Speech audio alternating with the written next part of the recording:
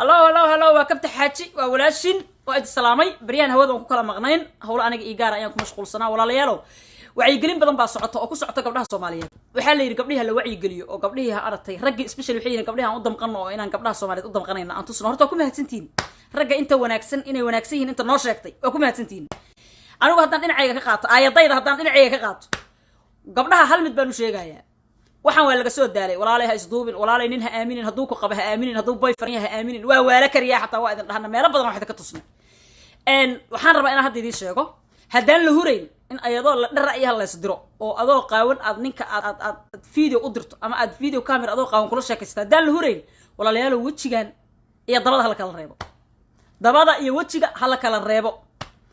mideeda kale anigu nin ma arag is soo raacihay alcabaaskiisa iyo wajigiisa wali ma arag nin is soo raacihay gabar kasta oo loo soo diraa alcabaas orda luqo lagu soo dhigaa waqti waji ma la